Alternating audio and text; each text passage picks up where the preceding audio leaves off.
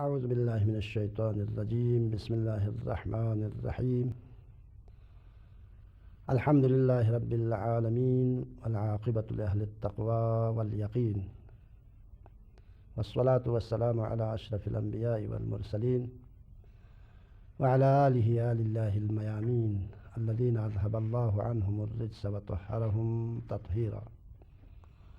اللہم صل علی محمد وآل محمد وعجل فرجہ واللعنة على أعدائهم أعداء الدين من الآن إلى قيام يوم الدين. أما بعد، قال الله الحكيم في محكم كتابه الكريم: أعوذ بالله من الشيطان الرجيم بسم الله الرحمن الرحيم. الرجال قوامون على النساء بما فضل الله بعضهم على بعض وبما أنفقوا من أموالهم فالصالحات قانتات حافظات للغیب بما حفظ اللہ. صدق اللہ العلی العظیم.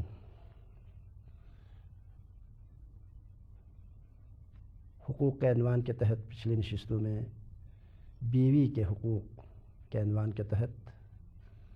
گفتگو ہوئی اور عرض ہوا شریعت محمدی میں شوہر پر گھر کے سرپرست کی حیثیت سے بہت ساری ذمہ داریاں ہیں.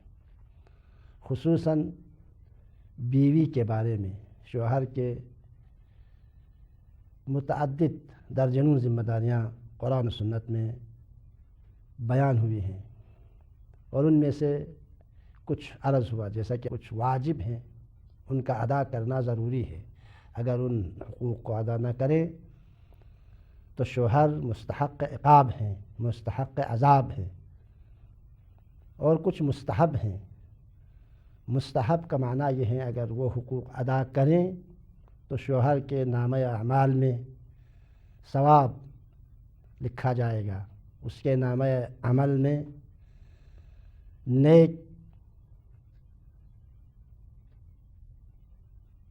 نیکوکار کی حیثیت سے اس کے نامہ عمل میں ثبت ہوگا، اور اس کو قیامت میں اگر وہ نیک کردار ہو، مومن ہو، جنتی ہو تو اس کے درجات کی بلندی کا سبب بنے گا. لہذا واجب حقوق کی ادائیگی کی صورت میں اور اسی طرح مستحب حقوق کی ادائیگی کی صورت میں وہ مستحق ثواب ہے، لیکن اگر واجب حقوق کو ادا نہ کریں تو مستحق عقاب ہے. اور بالکل اسی طرح شوہر کی نسبت اور بچوں کی نسبت ماں ہونے کی حیثیت سے، بیوی ہونے کی حیثیت سے بیوی کے بھی بہت ساری ذمہ داریاں اور فرائض ہیں. اور آج کی اس نشست سے انشاءاللہ شوہر کے حقوق کے بارے میں ہم گفتگو کریں گے.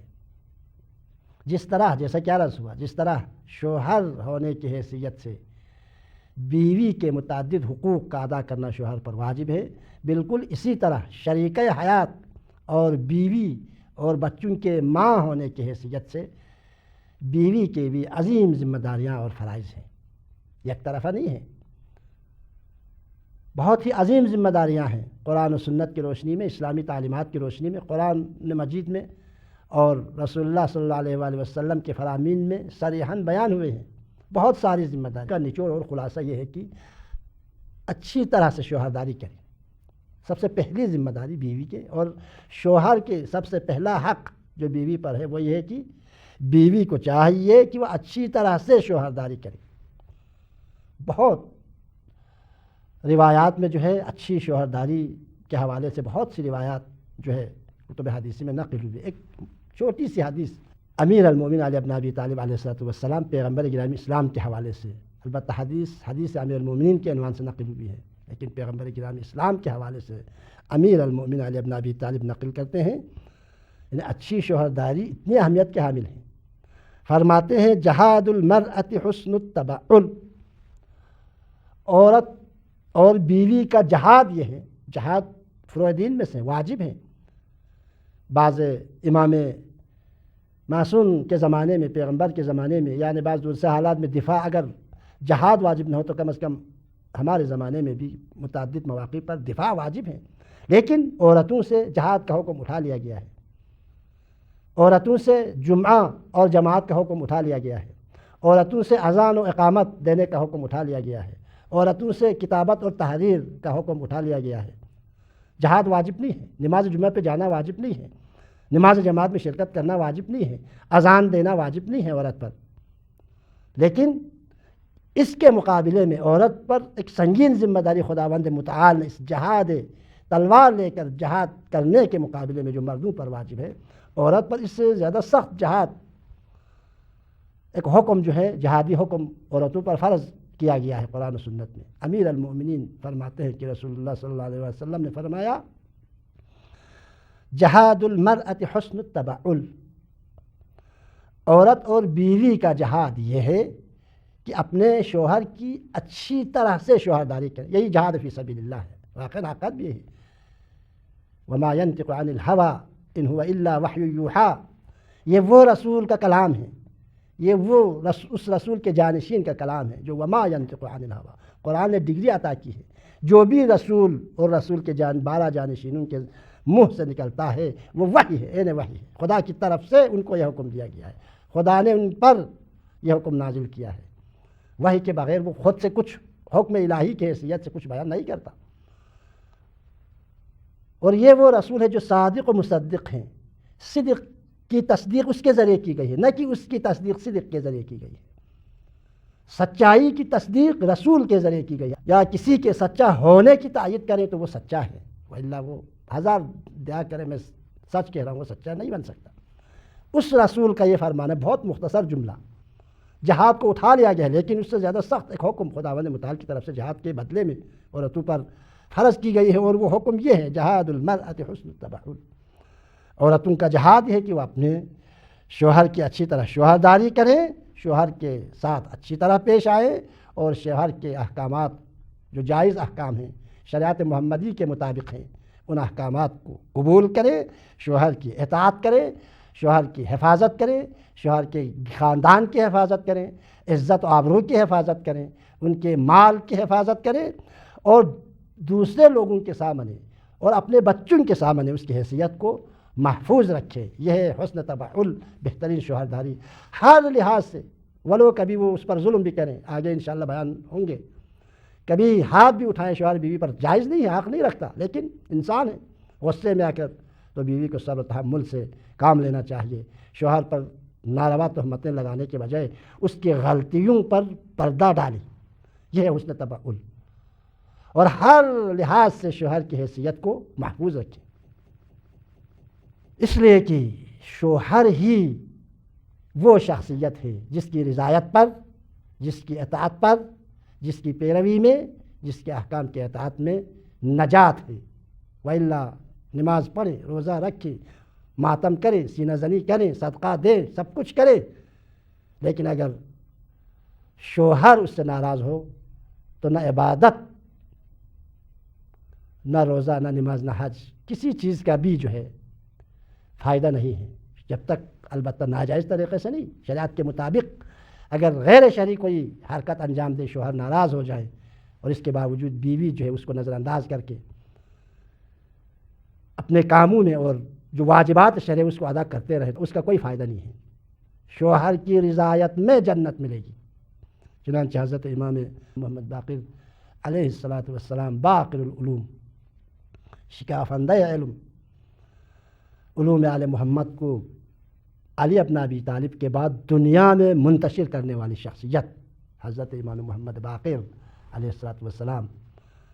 رسول اللہ صلی اللہ علیہ وآلہ وسلم کا حوالہ دے کر فرماتے ہیں کہ ہمارے جد امجد رسول اللہ صلی اللہ علیہ وآلہ وسلم نے فرمایا، عورتوں کو چاہیے کہ وہ اپنے شوہر کی اطاعت کرے اور اس کو راضی رکھے، کیوں؟ اس لیے کہ لا شفیع للمرأة انجح عند ربها من رضا زوجها، اللہ کے نزدیک شوہر کی رضایت،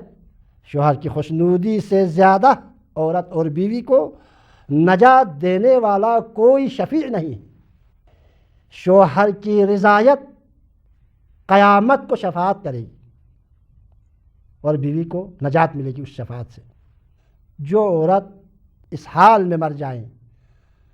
جو عورت مر جائیں اور اس کا شوہر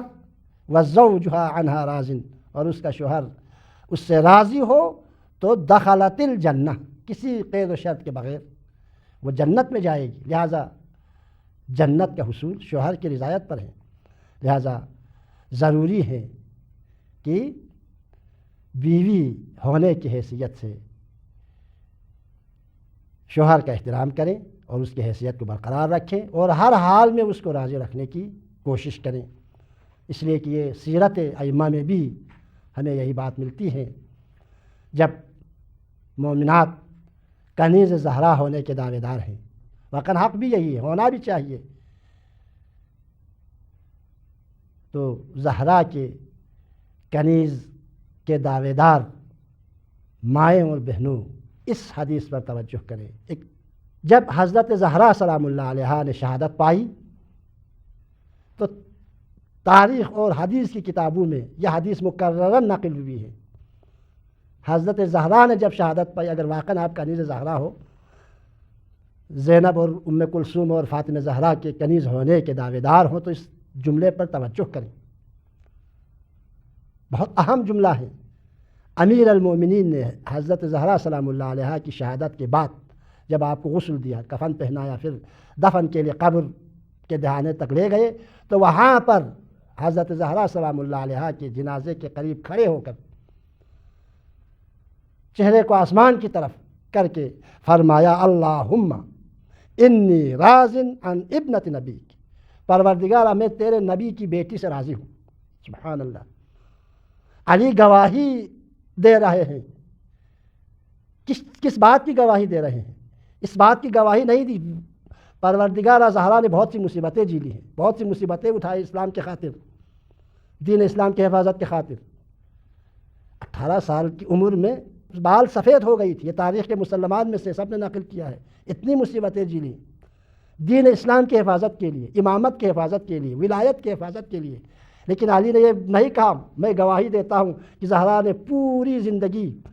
دین کی حفاظت کی، نبوت کی حفاظت کی، قرآن کی حفاظت کی، ولایت کی حفاظت کی، امامت کی حفاظت کی تھی یا نہیں کی تھی؟ یقیناً کی تھی۔ بہت اہم مسائل ہیں یہ، اتنے مظالم ڈھائے گئے، لیکن یہاں پہ یہ نہیں فرما رہا کہ میں زہرا نے اپنی آخری دم تک قرآن کی یقیناً قرآن کی حفاظت کی ہے، بہت اہم مسئلہ ہے، نبوت کی حفاظت کی بہت اہم مسئلہ ہے، امامت اور ولایت کی خاطر جان دیا ہے، بہت اہم مسئلہ ہے، خداوند متعال بھی جانتا ہے، اور دنیا والے سب، اس وقت کے لوگ اور دنیا والے سب جانتے ہیں کہ زہرا نے دین کی خاطر اتنی مصیبتیں اٹھائی ہیں۔ لیکن وہاں یہ گواہی نہیں دے رہا کہ اس طرح سے، بلکہ اس بات کی گواہی دے رہے ہیں علی ابن ابی طالب، پالنے والے تو گواہ رہنا، میں زہرا کو قبر میں اتار رہا ہوں، دفن کرنے آیا ہوں، لیکن میں دفن کرنے سے پہلے تیرے سامنے گواہی دیتا ہوں کہ میں تیرے نبی کے بیٹی سے راضی ہوں۔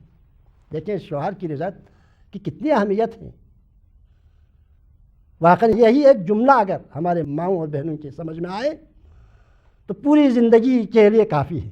بہت اہم مسئلہ ہے۔ شوہر کی رضایت کے بغیر، عرض ہوا آگے جا کے انشاءاللہ مختلف مناسبات پر بیان ہوں گے، متعدد احادیث میں، درجنوں حدیثوں میں بیان ہوئی ہے، شوہر کی رضایت کے بغیر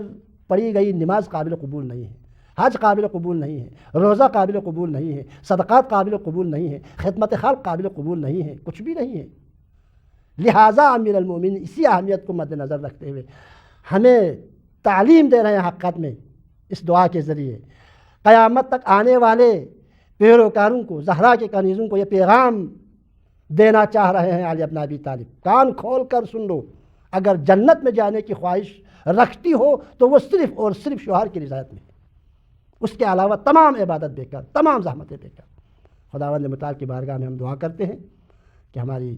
ماؤں اور بہنوں کو اسلامی تعلیمات میں غور و فکر کرنے، دقت کرنے اور ان پر عمل پیرا ہونے کی توفیق عنایت کریں۔ والسلام علیکم ورحمۃ اللہ وبرکاتہ۔